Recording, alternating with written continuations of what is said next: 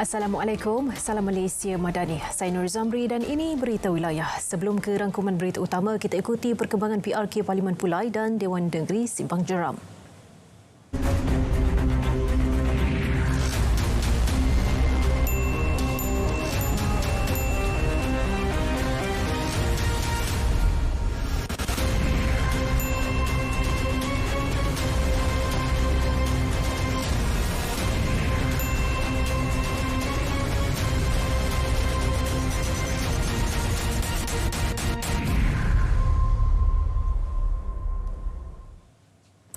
Kerusi Parlimen Pulai menyaksikan pertembungan tiga penjuru antara Pakatan Harapan PH, Perikatan Nasional PN dan seorang calon bebas.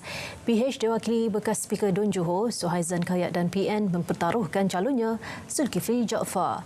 Manakala Samsudin Muhammad Fauzi bertanding sebagai calon bebas. Senarai calon diumumkan Pegawai Pengurus Pilihan Raya Miswan Yunus di Dewan Jubli Intan Johor Bahru pukul 10.10 pagi tadi. 166,653 pengundi dijangka menunaikan tanggungjawab mereka pada hari pengundian awal 5 September dan hari pengundian 9 September. 47 pusat pengundian akan beroperasi pada hari tersebut. Dalam pada itu, calon-calon yang ditemui telah bersedia melaksanakan kempen menyantuni pengundi di kawasan berkenaan.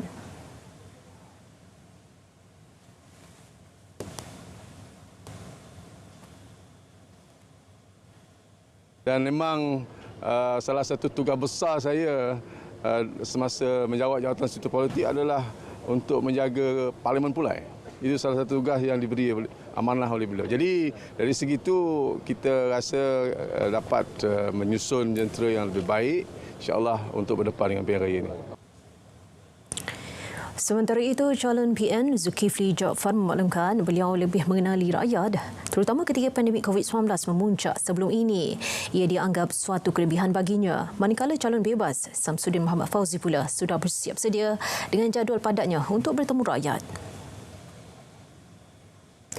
Perebutan kerusi N113 Simpang Jeram turut menyaksikan pertembungan tiga penjuru yang melibatkan wakil daripada Pakatan Harapan Insinyur Nazri Abdul Rahman, Perikatan Nasional Dr. Muhammad Mazri Yahya dan calon bebas S. Jigannathan. Saya berpuas hati memutuskan tiada yang ditolak kertas penamaannya. Yang pertama, Dr. Mazri Yahya daripada Parti Perikatan Nasional. Yang kedua, Insinyur Teknologis Haji Nazri daripada Parti Pakatan Harapan. Yang ketiga, Jigannathan daripada Parti Bebas.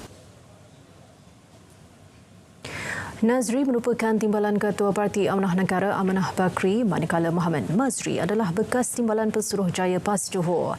Sementara itu, calon bebas Jigannathan seorang ahli perniagaan. Tiada kekecohan berlaku di pusat penamaan calon PRK bagi kedua-dua kerusi. Ketua Polis Johor, Datuk Kamrul Zaman Mahmud berkata 1,700 anggota polis melakukan pemantauan sejak 4 pagi hingga 10.30 pagi tadi. Penyokong bagi calon bertanding mematuhi peraturan ditetapkan masing-masing di Dewan Jubli Intan Johor Bahru bagi Parlimen Pulai dan Dun Simpang Jeram di Dewan Jubli Intan Sultan Ibrahim Muar. Tolong, kerana repercussion dia ataupun akibatnya kita telah lihat dalam beberapa pilihan raya yang lepas, dan saya memberi nasihat dan amaran supaya perkara ini tidak berulang.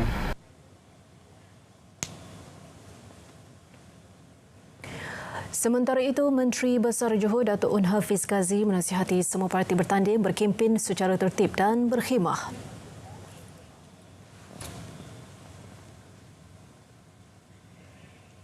Saya juga nak minta tolong sebagai Menteri Besar Johor supaya semua pihak daripada belah sana dan juga belah sini untuk sama-sama kita berkempen secara berhemah, secara baik, secara tertib supaya keharmonian bangsa Johor ini tetap kita kekalkan. InsyaAllah ada cara Johor dan bangsa Johor sangat tahu apa yang saya maksudkan itu. Pelbagai ragam dan gelagat menyokong parti disaksikan ketika proses penamaan calon. Penyokong PH kelihatan bertenaga dan menggamatkan suasana, manakala penyokong PN lebih tenang dan bersahaja. Namun mereka memiliki persamaan iaitu mematuhi arahan Suruhanjaya Pilihan Raya SPR untuk berada dalam jarak 50 meter dari sempadan pusat penamaan. Bagaimana mengundi? Buat semakan tempat mengundi dan pergi ke saluran yang ditetapkan.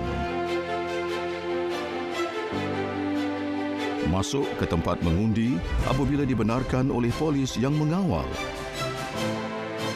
Serahkan MyCard dan slip saluran kepada kerani pengundian pertama. Tunjukkan kedua-dua belah tangan untuk diperiksa. Bergerak ke hadapan kerani pengundian kedua. Celupkan jari telunjuk kiri ke dalam botol dakwat pilihan raya. Dapatkan kertas undi daripada kerani pengundian ketiga. Tandakan pangkah pada ruang kosong bersebelahan nama dan simbol calon pada kertas undi. Masukkan kertas undi yang telah ditanda ke dalam peti undi. Keluar segera dari tempat mengundi setelah selesai. Laksanakan tanggungjawab anda. Baik, paparan utama kami mulakan dengan perkembangan mengenai nahas pesawat di Elmina. Polis telah memanggil lebih 10 individu bagi merakam percakapan untuk membantu siasatan berhubung nahas pada 17 Julai lalu. Ketua Polis Selangor, Datuk Husin Umar Khan berkata antara yang dipanggil ialah individu yang mempunyai video rakaman kejadian, syarikat penerbangan dan wakil pihak berkuasa penerbangan awam Malaysia, CAAM. Jelas beliau pihaknya sedang menunggu perkembangan daripada siasatan daripada Biro Keselamatan Kemalangan Udara, BSKU. Menteri Dalam Negeri Datuk Seri Saifuddin Nasution Ismail menepis dakwaan kononnya KDN dalam proses memberi kerakyatan secara besar-besaran kepada warga asing terutama dari China. Beliau menyifatkan ia tuduhan yang boleh mempengaruhi pemikiran rakyat dan memberi perspektif buruk terhadap kerajaan perpaduan. Jelasnya, Kementerian Dalam Usaha menyelesaikan isu permohonan kewarganegaraan membabitkan rakyat Malaysia terlebih dahulu. Permohonan daripada ibu dan bapa dari Malaysia. Kemudian ada kesulitan dari segi kes yang macam ini. Ataupun ibu bapa dari Malaysia yang tak ada anak. Kemudian ambil dari anak daripada pusat jagaan, daftar melalui proses anak angkat. Kemudian memohon warga negara. Inilah kes yang paling banyak yang kami berdepan. Jadi inilah yang sedang kami lakukan. Dan bukan mudah kerana isu kewarganegaraan isu yang sangat sensitif. Tapi saya menepis sama sekali tomahan yang menyebut bahawa ini adalah proses pemberian warga negara besar-besaran kepada warga asing, terutama daripada negara China. Tambah beliau, terdapat lebih 140,000 permohonan kewarganegaraan yang diterima. Daripada jumlah itu, 9,000 telah diproses termasuk permohonan yang diluluskan. Lebih banyak pelepasan nyamuk berwolkizia akan dilaksanakan Kementerian Kesihatan di lokaliti meningkatnya kes demam denggi. Menterinya Dr. Zaliha Mustafa berkata sejak Julai 2019 hingga Mei lalu, 50 juta ekor telah dilepaskan secara berperingkat di 28 lokaliti melibatkan 7 negeri.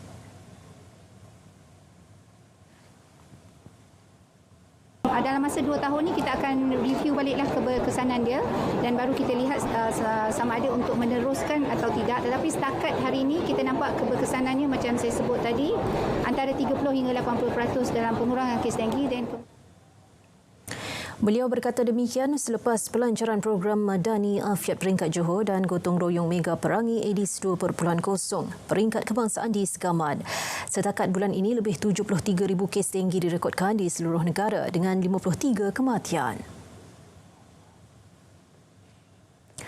Orang ramai digalak memakai pakaian batik ketika sambutan Hari Kebangsaan 2023 pada 31 Ogos ini. Menteri Komunikasi dan Digital Fahmi Fazil berkata galakan itu bukan sahaja bagi memeriahkan sambutan malah sokongan padu kepada industri batik tempatan.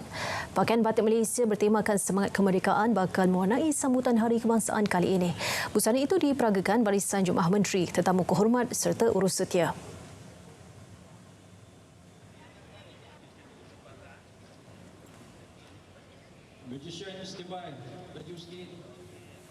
Kita ingin ketengahkan dan utamakan baju batik dan fashion batik kerana ini semestinya menjadi kebanggaan untuk rakyat Malaysia. Masa yang sama, batik yang kita gunakan untuk Hari Kebangsaan tahun ini dia agak unik kerana pakai teknik clay yang sebenarnya telah dicipta ataupun diinovasi.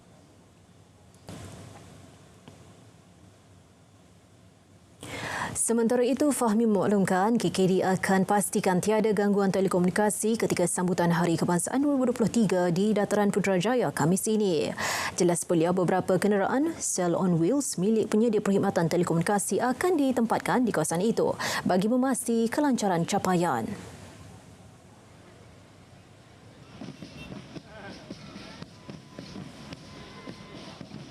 Saya telah mengarahkan pihak MCMC untuk memastikan terutama bagi pusat media tidak ada isu internet di situ.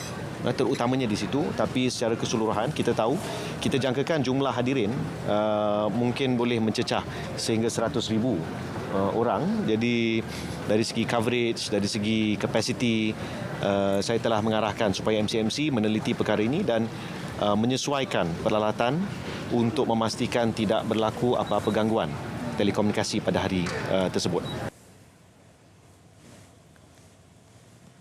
Sementara itu, 50 bas ulang-alik Nadi Putra disediakan secara percuma kepada orang ramai yang ingin menyaksikan sambutan Hari Kebangsaan pada 31 Ogos di Putrajaya.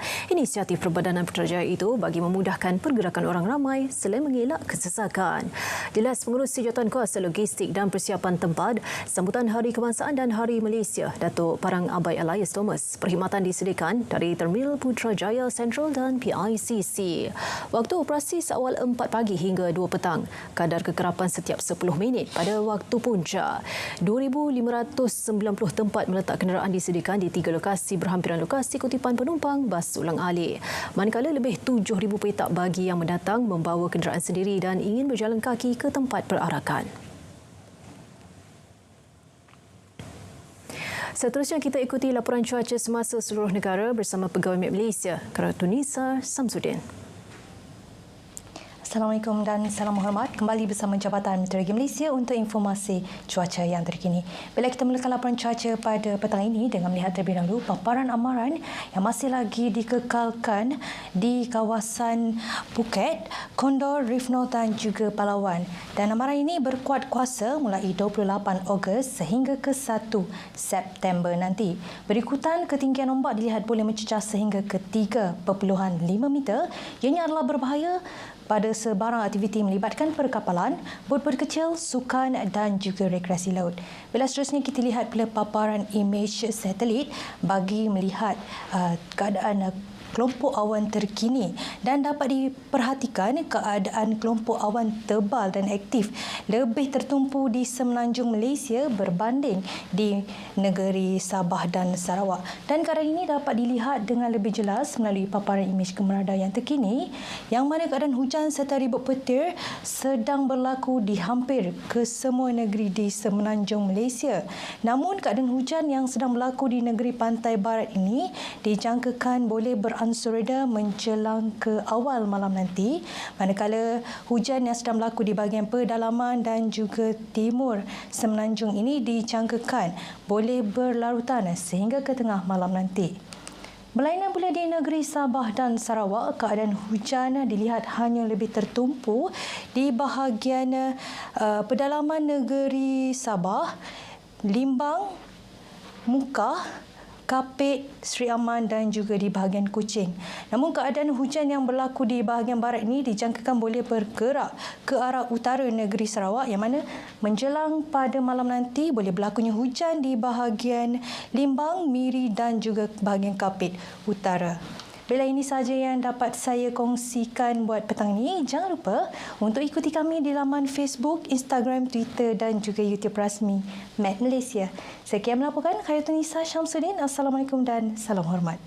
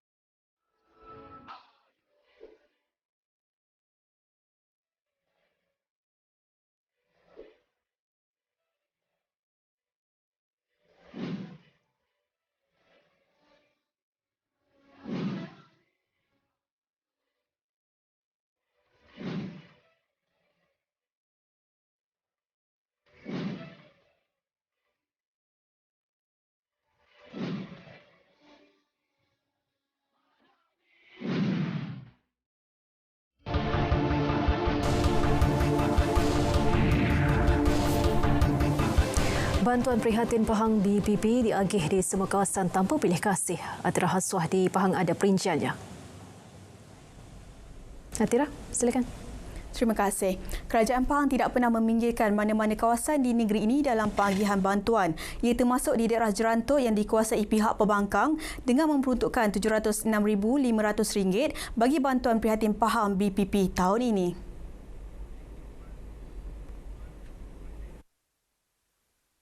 Esko Hal Ehwal Agama Islam, Kemajuan Desa dan Hal Ehwal Orang Asli Negeri, Datuk Seri Said Ibrahim Syed Ahmad berkata, pemberian itu diberikan kepada semua rakyat tanpa mengambil kira perbezaan fahaman politik. Menyampaikan sumbangan kepada pelajar-pelajar tahfiz, menyampaikan sumbangan kepada saudara-saudara baru, menyampaikan sumbangan kepada masjid-masjid. Sumbangan ini sebenarnya diumumkan oleh Yang Amat Berhormat Menteri Besar Pahang pada rancangan bajet 2012 yang lalu, saya tak salah saya November 2012. Dan ini menyeluruh ke negeri Pahang. Kita tak kira sama ada kawasan itu kawasan apa di bawah pentadbiran oleh ada yang diwakili oleh kerajaan ataupun ada yang diwakili oleh bukan kerajaan. Sebab apa kita memikirkan kepentingan rakyat yang menyeluruh. Beliau berkata demikian selepas mewakili Menteri Besar Pahang pada Majlis Pelancaran dan Penyampaian Bantuan Prihatin Pahang BPP 2023 di Jerantut. Pada majlis itu, seramai 106 mualaf dan 853 pelajar tahfiz menerima bantuan kewangan dengan jumlah keseluruhan sebanyak RM85,300. Manakala sebanyak 15 mahat tahfiz dan 57 masjid turut mendapat sumbangan dengan jumlah RM57,000. Sebuah tangki air konkrit berketinggian 30 meter yang berada di kawasan perumahan Pramu Kuantan kini diangkat menjadi mercu tanda baharu ikonik Bandaraya Kuantan. Kawasan tangki air itu yang sebelum ini dijadikan tempat pembuangan sampah kini menjadi antara salah satu tarikan terbaru pelancong untuk bersuah foto jika berkunjung ke daerah Kuantan.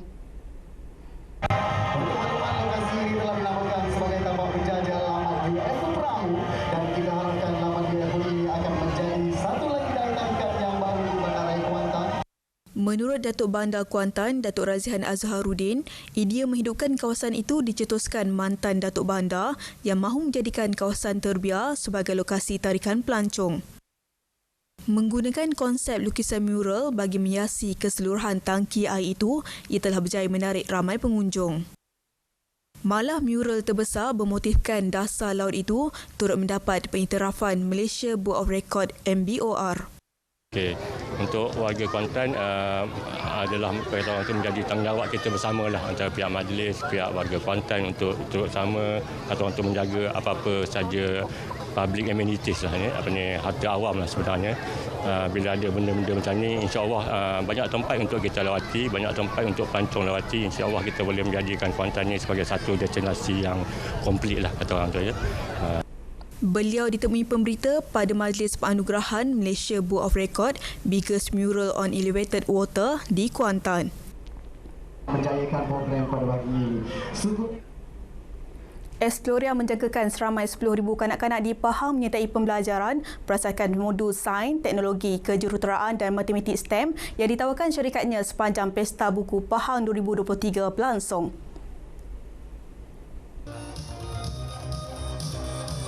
Pengarah urusan Exploria, Dr. Raihan Musa berkata, setakat ini produk interaktif robotik, slime, seni dan kraft tangan serta dron keluaran syarikat itu berjaya mencuri tumpuan pengunjung cilik.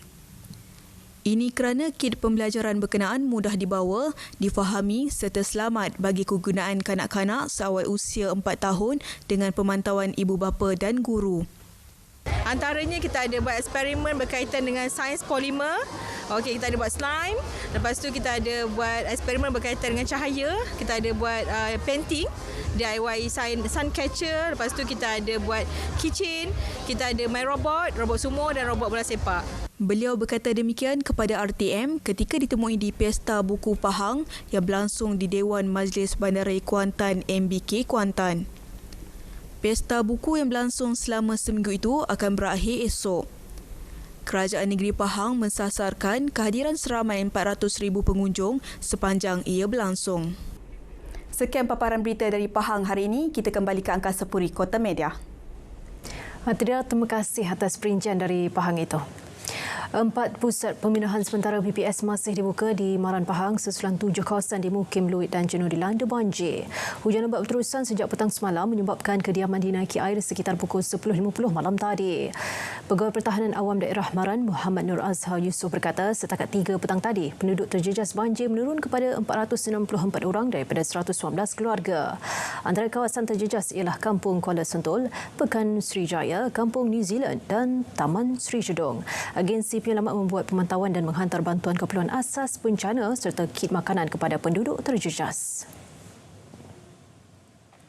Orang ramai mengambil peluang mengunjungi hari terbuka PDRM Pahang bagi menyimak dan membayar saman trafik. Diskaun 50% saman trafik ditawarkan sepenuh ulang tahun Persatuan Keluarga Polis Perkeb Malaysia ke-55. Yang pertama, 1-1. Program berlangsung di Kompleks Sukan PDRM Alu Aka Kuantan. Mewawarkan ataupun menggalakkan orang-orang ramai sekitar Kuantan ini juga untuk hadir pada program kita pada hari ini. Dan pada hari ini kita ada lebih daripada 40 buah gerai-gerai terdiri daripada makanan, pameran dan juga penjualan barang-barang makanan dan termasuk juga barang-barang lain lah. Dan pada kali ini juga kita juga mengadakan hari untuk pihak ni trafik, orang ramai untuk melihat sama ada kesalahan trafik atau tidak dengan potongan harga 50%. Ya.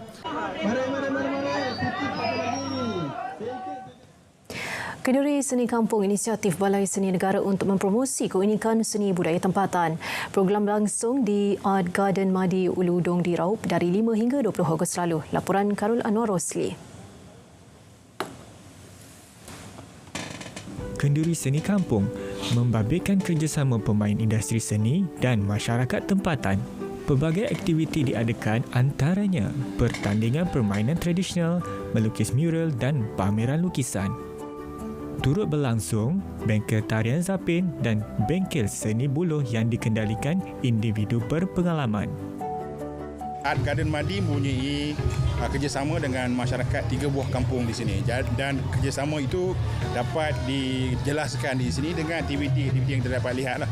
Dengan adanya pentas yang dibina secara gotong royong, kebersihan sungai, kita kata gotong royong kebersihan sungai dan juga penghasilan karya seni yang diilhamkan dari mitos, etos dan cerita masyarakat kampung di sini. Peserta teruja dapat bersama-sama memeriahkan kenduri seni kampung. Mereka berharap program itu dapat diteruskan mengambil kira impak positifnya. Kenduri seni ini sangat memberi manfaat kepada penduduk kampung serta dapat mengeratkan silaturahim. Bila program dijalankan sebegini, dapat memeriahkan suasana. Lagi satu, penduduk kampung tahu macam bagaimana tentang seni-seni terdahulu dan seni-seni sekarang. Program ini merupakan platform terbaik untuk rakyat Malaysia, terutama sekali generasi muda dalam mengenal dan mempelajari seni kraft tangan buluh, tarian zapin dan pelbagai lagi aktiviti kesenian yang ada. Ia sekaligus dapat memastikan warisan budaya tanah air kita tak lapuk dek hujan, tak lekang dek panas. Para peserta pula terdiri daripada masyarakat berbilang bangsa, menyerlahkan lagi semangat perpaduan dalam kalangan rakyat Malaysia. Karul Anwar Rosli, RTM.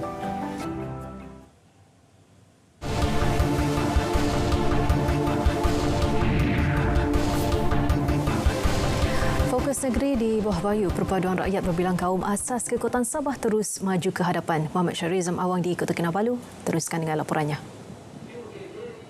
Jam. Ya Nurul, rakyat Sabah diingatkan supaya sentiasa melihat sejarah kemerdekaan sebagai kekuatan perpaduan dan silaturahim rakyat berbilang kaum di Sabah. Ini bagi memastikan Sabah terus mengecapi pembangunan dan kesejahteraan rakyat terus terpelihara. Ketua Menteri Datuk Seri Panglima Haji Jinur berkata semangat bersatu padu, setia kawan dan hormat menghormati mampu mewujudkan suasana harmoni, sejahtera dan bersatu padu. Beliau menyatakan ketika berucap merasmikan Tuaran Merdeka Run and Cycling 2023 di Padang Dataran Tuaran. Datuk Haji G turut memuji usaha Lions International menganjurkan program riadah dan sukan ini bersempena sambutan Hari Kebangsaan dan Hari Sabah. Beliau berkata usaha menyemarakkan semangat kemerdekaan tidak terhad pada sambutan kemerdekaan, malah bersama-sama dalam mempertahan dan menjaga kemerdekaan. Dalam program ini, Datuk Haji G turut menyampaikan hadiah-hadiah kepada pemenang Lions Tuaran Merdeka Run and Cycling 2023 yang disertai kira-kira 1,000 peserta. Anak kelahiran Perak, Sarup Roshie, dimahkotakan sebagai Miss World Malaysia 2023 sekaligus menewaskan 13 peserta lain. Pertandingan akhir yang berprestij itu berlangsung di Pusat Konvensyen Antarabangsa Sabah SICC, Kota Kinabalu. Sarup Roshie, 25 tahun, seorang pelajar psikologi, berjaya membawa pulang hadiah wang berjumlah RM15,000, mahkota dan selempang. Pemahkotaan Miss World Malaysia 2023 disempurnakan Wenanita Anggang yang memegang gelaran sama tahun lalu. Tempat kedua dimenangi peserta dari Penang, Natalia Ang, manakala peserta dari Sabah, Shu Wen Chai di tempat ketiga. Terdahulu dalam ucapannya, Menteri Pembangunan Perindustrian dan Keusahawanan Pung Jinja yang mewakili Ketua Menteri Datuk Seri Panglima Haji Noor menyifatkan pertandingan Miss World Malaysia 2023 peluang terbaik mempromosi pelancongan Sabah. Beliau berkata pertandingan ini dengan misi Beauty with a Purpose membolehkan Sabah bersedia menerima tumpuan ramai bagi menyaksikan acara berprestij ini. Acara berprestij ini turut dihadiri Ketua Pegawai Pertubuhan Miss World Julia Morley dan Miss World 2022 Carolina Bielowska. Kerajaan diminta mempertimbang untuk menaikkan kadar elaun pengerusi Jawatan Kuasa Kemajuan dan Keselamatan Kampung JKKK di negeri ini. Pembantu Menteri Kerja Raya Datuk Robert Tawik berkata ia penting sesuai peranan JKKK yang banyak menyokong dan membantu penyampaian dasar-dasar kerajaan ke peringkat akar umbi. Saya merayu kepada pihak kerajaan supaya dapat mengambil perhatian rayuan daripada pemimpin-pemimpin di peringkat kampung yang mana telah banyak memberi sokongan dan juga membantu pihak kerajaan dalam segi apa juga keperluan-keperluan di akar umbi ini. Datuk Robert yang juga Adun Bingkor ditemui pemberita selepas merasmikan Majlis Penyerahan Watikah Pelantikan JKKK sesi 2023-2024 kawasan Dun Bingkor, Keningau. Terdahulu dalam ucapannya, beliau berharap pengerusi JKKK yang dilantik dapat menggalas tugas dengan baik demi pembangunan rakyat.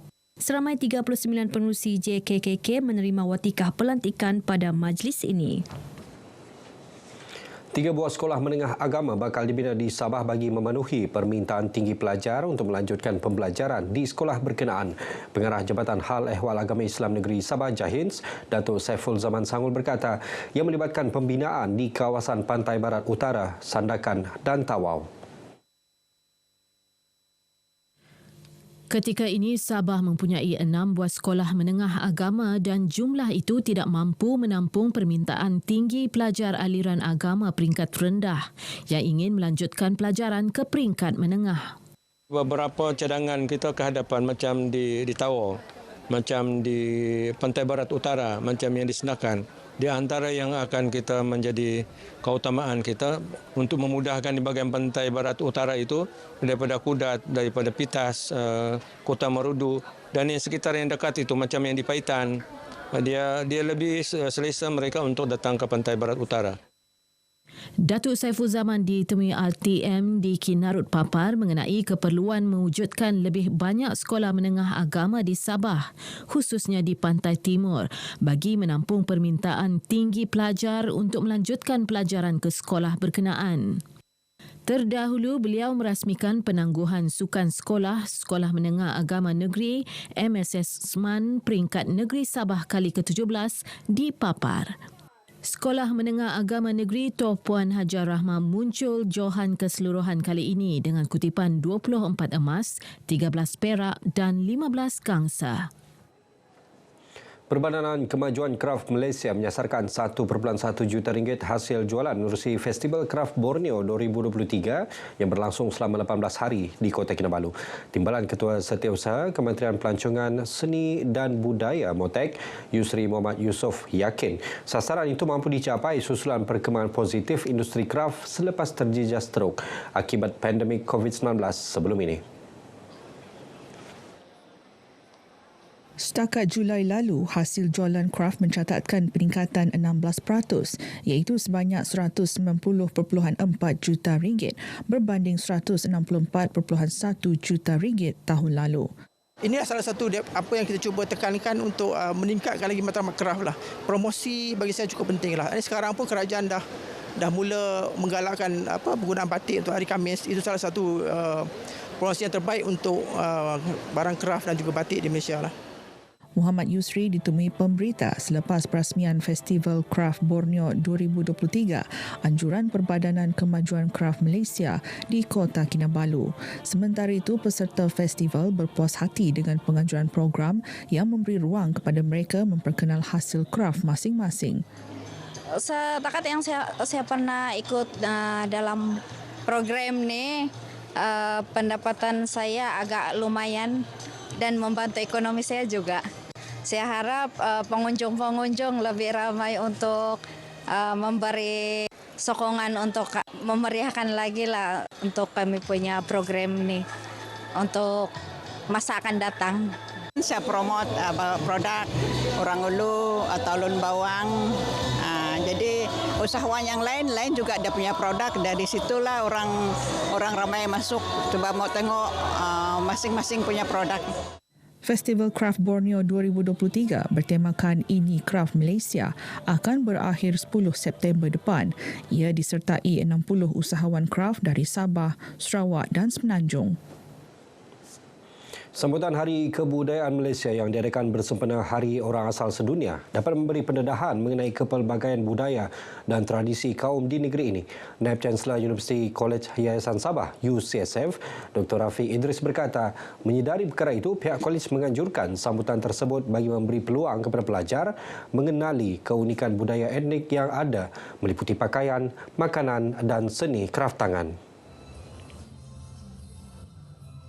Jadi kalau kita lihat tadi mungkin lebih 15 jenis pakaian tradisi telah dipakai ataupun diperagakan oleh pelajar-pelajar kita. Dan saya rasa ini sesuatu yang baik yang mana pelajar kita boleh mengenali perbezaan budaya dan juga tradisi yang ada yang pelbagai di Sabah. Dr. Rafiq ditemui RTM semasa sambutan tersebut di UCSF Kota Kinabalu. Sementara itu, Ketua Pusat Pembangunan Bahasa dan Generik UCSF, Nur Rashikin Ahmad, yakin menerusi sambutan ini, para pelajar akan lebih menghayati dan mempertahankan keunikan budaya di negara ini. Malaysian culture ni penting untuk kita hayati supaya konsep Malaysia Madani dan juga kesatuan satu Malaysia tu kita faham dengan lebih jelas lah. Sebab itu kami memilih Malaysian culture supaya kita punya Sabahan student understand the importance of being Malaysian. Sambutan tersebut disertai 56 pelajar yang mengikuti kursus kebudayaan Malaysia di UCSF. Sekian perkembangan dari Sabah petang ini. Berita selanjutnya kembali bersama dengan Nurul. Silakan Nurul. Syarizam Awan, terima kasih atas perincian itu.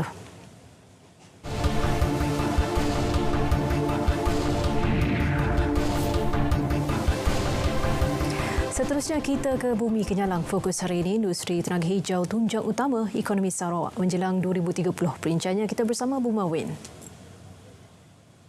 Bu Mas, silakan. Baik Nurul, terima kasih. Industri tenaga hijau dan boleh diperbaharui akan menjadi tunjang utama ekonomi Sarawak menjelang 2030 dan seterusnya.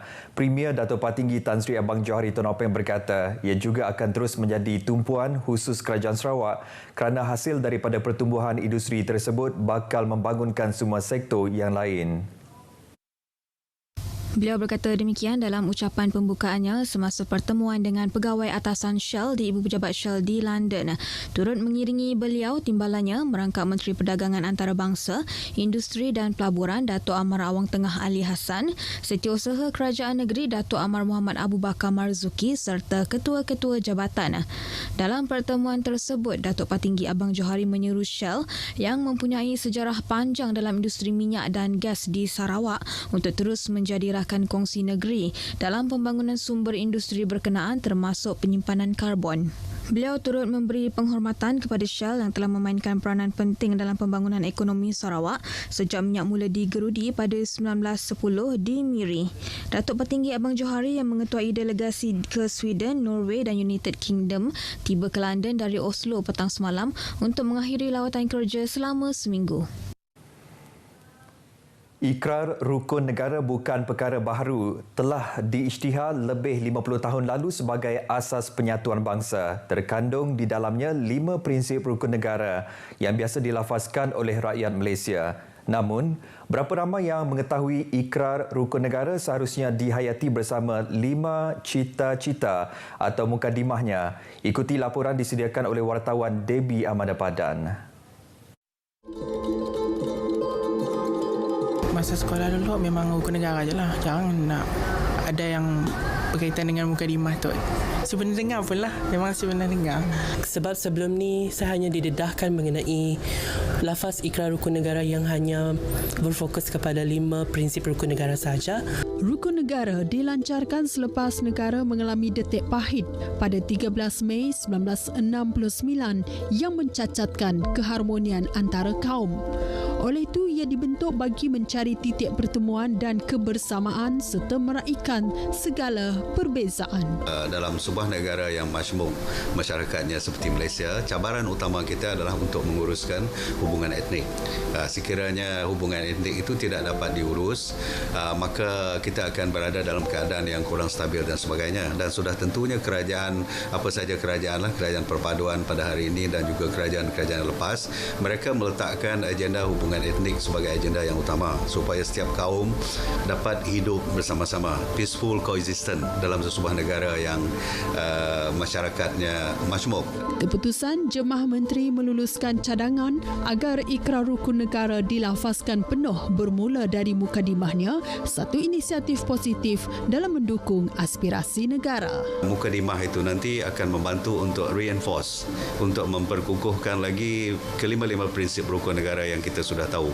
Jadi mungkin lebih mudah untuk kita menghayati, lebih mudah untuk kita memahami dan juga mungkin lebih mudah untuk generasi pada masa kini untuk lebih faham. Dan ini merupakan salah satu inisiatif yang akan memberi kesan positif untuk masyarakat lebih mengenali dengan lebih mendalam lagi apa aspirasi yang boleh dibawa oleh negara. Of course, younger generation, but I think it's more important for older generation because if even older generation doesn't understand it, how can our younger generation and for me to understand it more better? Menteri Perpaduan Negara Dato' Aaron Agor Dagang menyifatkan penghayatan mukadimah tersebut akan lebih menyentuh hati dan jiwa rakyat. Di dalamnya tersimpan matlamat untuk mengajak setiap rakyat mengukuhkan lagi perpaduan walaupun diberi kebebasan berpolitik dan mengamalkan agama, adat resam serta budaya masing-masing. Semua rakyat juga seharusnya berpeluang menikmati kemakmuran dan kekayaan negara selain dituntut untuk bergerak ke hadapan sejajar kemajuan sains dan teknologi. Pelaksanaan bagi sesi lafaz rukun negara yang akan diselaraskan bermula dengan mukadimah akan memberikan kepada rakyat memperkukuhkan lagi keharmonian dan perpaduan masyarakat majmuk terutamanya generasi muda.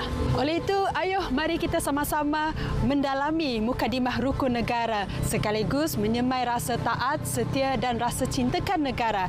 Itulah matlamat utama rukun negara.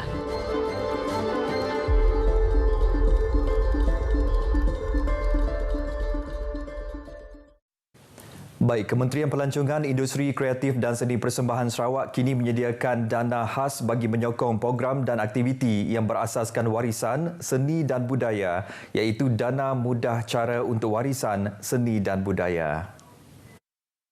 Menurut Timbalan Menteri Pelancongan, Industri Kreatif dan Seni Persembahan Sarawak, Datuk Snowden Lawan, pada tahun lepas, kementerian tersebut telah menyokong 80 program sedemikian. Dan bagi tahun ini, setakat 14 Ogos ini, kita telah meluluskan 22 permohonan dengan jumlah sebanyak 1.28 juta untuk 22 permohonan ini. Okay. Daripada Sibu, kita telah menerima dan meluluskan 4 permohonan. Daripada Saike, 1 permohonan yang telah diterima dan diluluskan setakat ini. Beliau turut mendedahkan pihaknya belum menerima permohonan daripada Song, Kenawit dan Kapit. Justru itu, beliau menyeru penggiat industri di kawasan tersebut untuk memohon dana disediakan kerajaan itu. Datuk Snowden berucap pada program Town Hall Industri Kreatif yang diadakan di Sibu.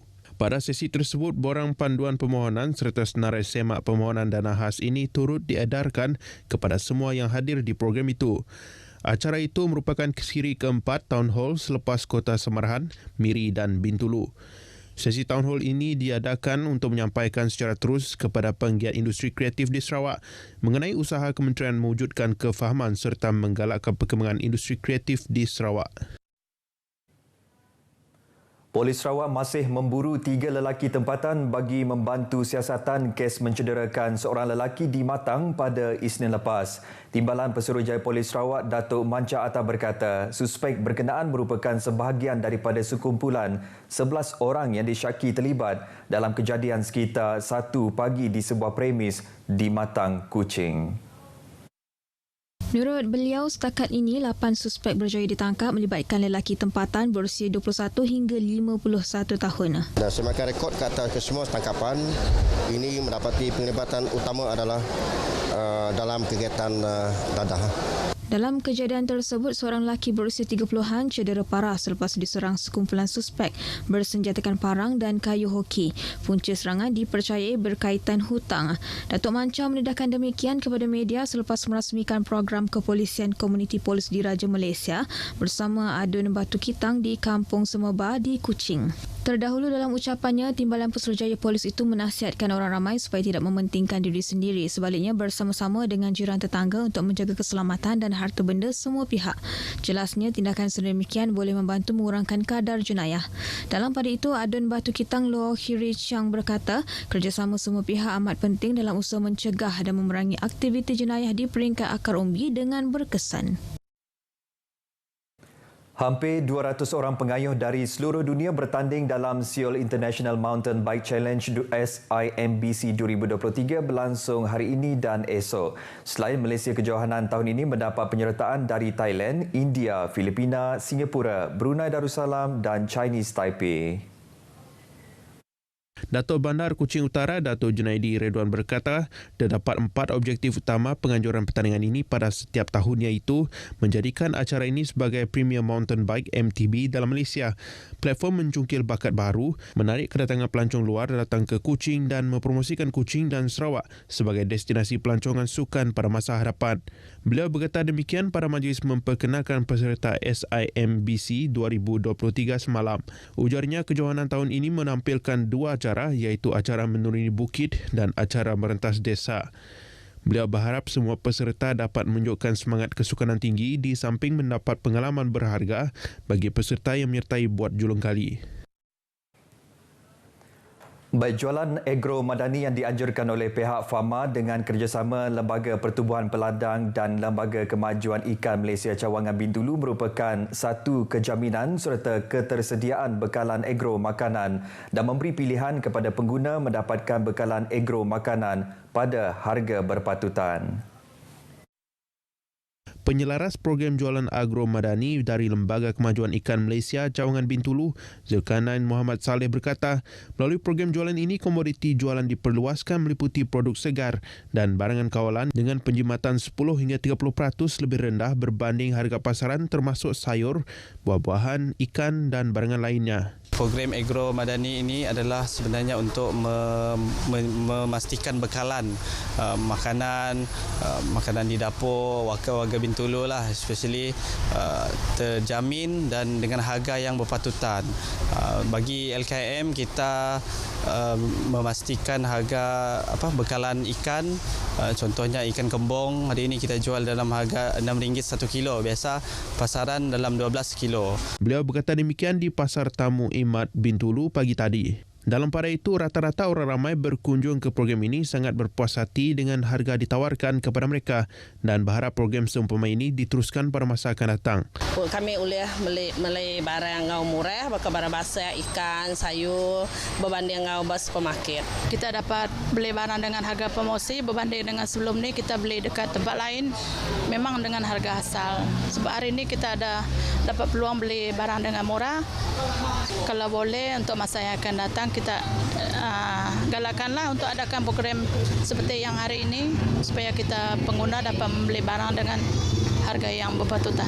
10 buah gerai terlibat dalam program jualan agro madani tersebut. Baik saudara, perkongsian itu tadi mengakhiri berita dari Sarawak petang ini untuk Salam Malaysia Madani. Untuk berita seterusnya, kembali bersama Nurul di Angkasa Puri. Nurul, silakan. Bermain, terima kasih atas perincian itu.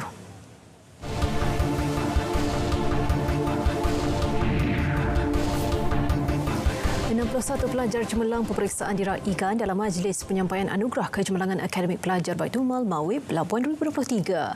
Pelajar terbabit menerima sijil penghargaan dan wang tunai sumbangan Mawib dengan peruntukan berjumlah lebih RM18,000. Timbalan Ketua Pegawai Eksekutif Pengurusan Mawib, Muhammad Fauzi Abidin berkata anugerah disampaikan mengikut kategori iaitu UPSRA, SPM, STPM, Diploma dan Ijazah Sarjana Muda. Jelas beliau kesemua anak asnaf yang diraikan merupakan penerima bantuan am persekolahan dan bantuan am pelajaran IPT Mawib. Apa yang menariknya, buat pertama kalinya kita dapat melahirkan pelajar yang mendapat peringkat yang tertinggi dalam akademik, iaitu di peringkat PhD dan merupakan anak jati Labuan. Jadi inilah harapan Mawib agar dengan bantuan yang kita salurkan kepada pelajar-pelajar akhirnya memberi manfaat yang besar kepada pelajar dan mereka mendapat kejayaan yang amat membanggakan masyarakat di Labuan ini. Beliau berkata demikian kepada pemberita selepas menyempurnakan majlis berkenaan di Labuan. Sementara itu, salah seorang penerima anugerah, Dr. Rohana Muhammad Firdaus memberitahu beliau berjaya menamatkan pengajian di peringkat Dr. Falsafah PhD walaupun disahkan menghidap kanser tahap 4. Dr. Rohana berjaya menamatkan pengajian dalam bidang perancangan bandar dan wilayah dengan CGPA 4.0 sekaligus melayakkan beliau dinobat sebagai ikon pelajar Baitul Mal Cemerlang Wilayah Persekutuan Labuan.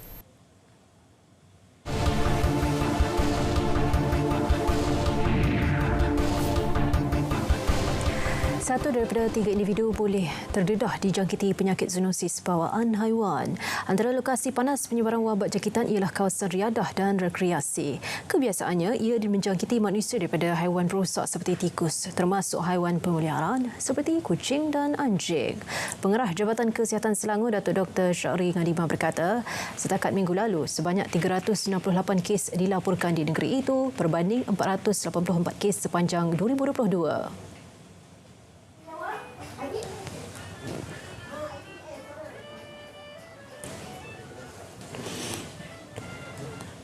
Dari 368 kes tu kita ada 4 kematian dan bagi daerah Kuala Langat ni kita ada 30 kes yang telah dilaporkan.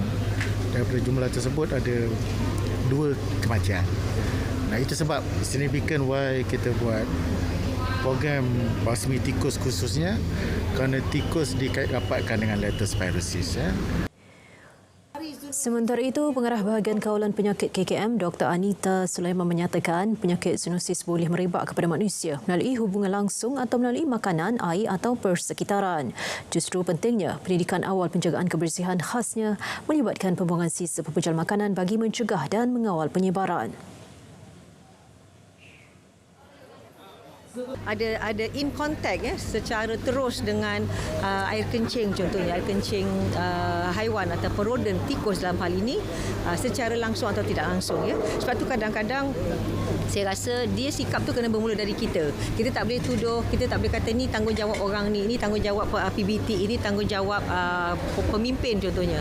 Sebab kita kata kita adalah rakyat. Kita rakyat dalam negara ini bertanggungjawab memastikan persekitaran kita bersih. Kita kena bermula dari diri kita dulu. Sesiapa yang berkunjung ke Sekintan bukan sahaja dapat menikmati keindahan sawah padinya, malah menyaksikan keutuhan perpaduan dalam kalangan masyarakat berbilang bangsa. Ikuti pengalaman Maiza Musa Al-Bakri ke Sekintan dalam laporan khas sempena Bulan Kebangsaan.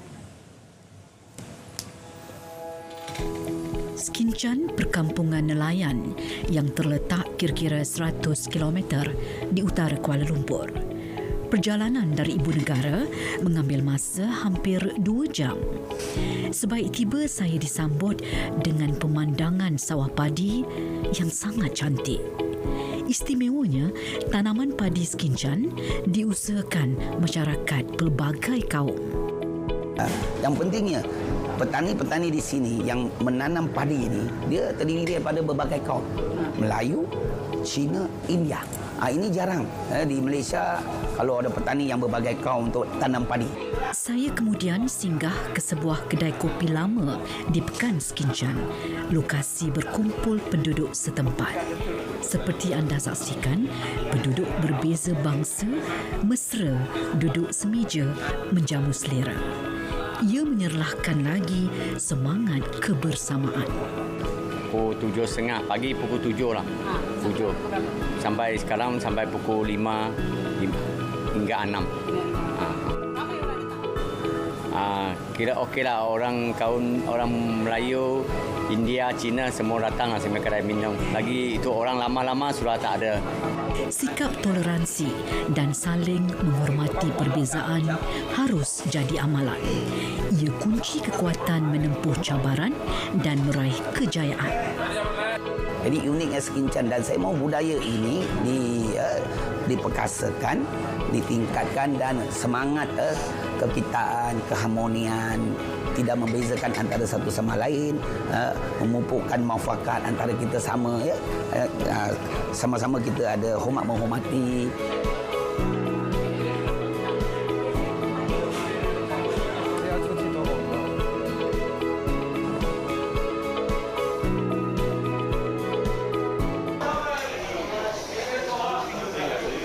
Daripada penduduk Sekintan, saya banyak belajar untuk ketepikan setiap perbezaan bagi membuka ruang untuk mencari titik persamaan. Dan ini penting bagi mengekalkan kesejahteraan masyarakat berbilang bangsa di tanah air merdeka bernama Malaysia. Maiza Musa Al-Bakri, RTM. Adaptasi Teknologi Revolusi Industri IR 4.0 dalam pengoperasian rawatan air sepenuhnya mampu mengurangkan kos operasi dan teknikal. Untuk itu, pelajar Institusi Pengajian Tinggi IPT digesa mencari pendekatan terbaik menerusi penyidikan berkaitan IR agar penduduk khasnya di pedalaman mendapat manfaat. Jelas Tokoh Kejuruteraan Negara 2023 Tan Sri Insinyur Syed Muhammad Shahabuddin, itu antara cabaran yang harus disahut pelajar bagi meningkatkan kualiti perkhidmatan bekalan air bersih domestik untuk jangka masa panjang. Betul lah.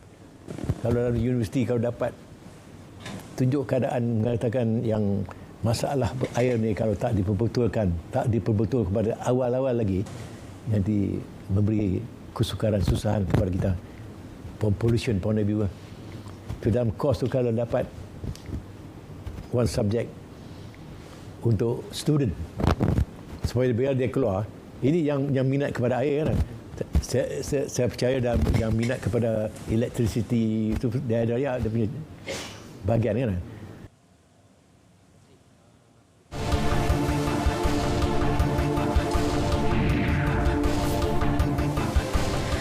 Saudara, semua pegawai dan anggota polis kontingen Melaka diingatkan tidak terbabit dengan sebarang jenayah, kes salah laku atau salah guna kuasa. Ketua Polis Melaka, Datuk Zainul Samah berkata pihaknya tidak akan berkompromi jika mereka menjejaskan imej pasukan itu. di peringkat pegawai-pegawai menyelia sendiri perlu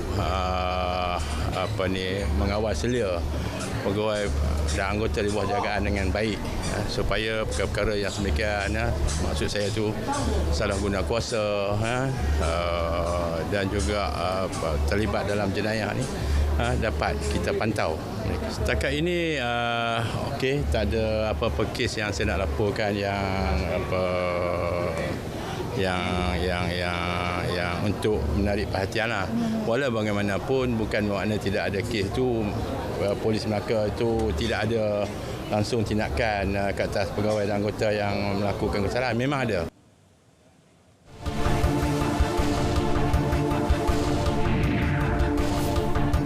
RM49 juta sasaran nilai jualan bakal diperoleh menerusi jelajah jualan agromadani yang dilaksana Lembaga Pertubuhan Peladang LPP di 126 lokasi seluruh negara tahun ini. 5,000 lagi program bakal dilaksana menerusi platform agromadani bersama Fama. Selain membuka ruang kepada peladang outlet dan usahawan memasarkan hasil ladang, Ketua Pengarah LPP, Dato' Zulita Salim berkata, ia membantu rakyat mengurangkan kos sara hidup. Untuk kita pastikan golongan sasar, terutamalah golongan B40 ini dapat memperolehi barangan pada harga yang patut dan tidak melalui orang tengah lah sebenarnya. Kita telah menapis dan mengenepikan orang tengah, jadi harga borong, harga runcit ni tidaklah dirasai, malah dia terus dapat daripada harga ladang. Baik, berita wilayah berakhir di sini. Saya Nur Zamri. Assalamualaikum. Salam Malaysia Madani. Tekad perpaduan penuhi harapan.